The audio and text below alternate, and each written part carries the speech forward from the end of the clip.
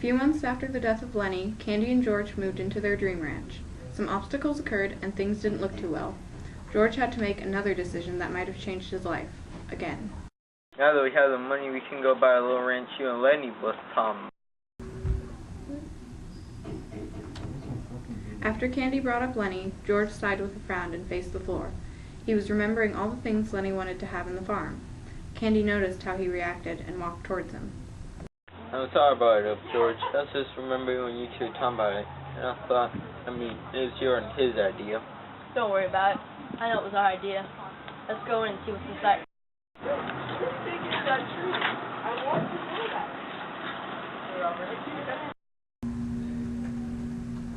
They walked in, got settled, and had dinner. Thoughts kept roaming through George's head about Lenny. He could not stop thinking about the day he shot his best friend, his companion, his brother. George had always wanted to marry a beautiful woman, and he thought that doing so might take his mind off of Lenny. Hey, Candy, what would you think if I had found myself a woman and kept her around here? George kept hearing Lenny's voice inside his head. He could hear him as if he was right next to him. Don't do it, George. Please don't do it. Candy's eyes widened, almost as big as horseshoes. That'd be dangerous, George. You never know. She could turn out to be like Curly's wife. I'm not as stupid as that dumb bastard. He didn't even look after his wife. Besides, I need to start a new life without Lenny. No, George. I'm still here. I haven't left you, George. I don't want no one around you this house, George. George was working outside when a young woman walked into their house and asked for a glass of water. Candy let her in and went to George and informed him they had a guest.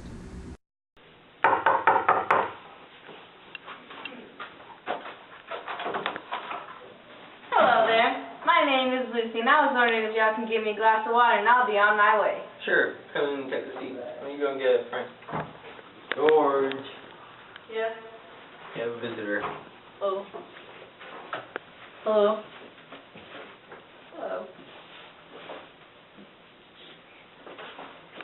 Hello. George was considering what Candy had just told him, but quickly pushed those thoughts to the back of his mind. Candy gave George a disappointed look and shook Lucy's hand. He could tell that this would only bring trouble. Lucy and George sat down and talked for hours about life and hard times. They seemed to relate a lot. Sorry, George. Can I talk to you outside for a bit? Sure.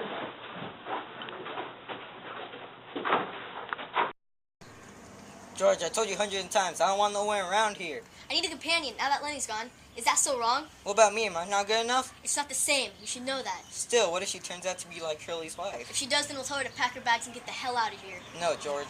It's either her or me. No, George, don't let Candy leave. He's a good fella.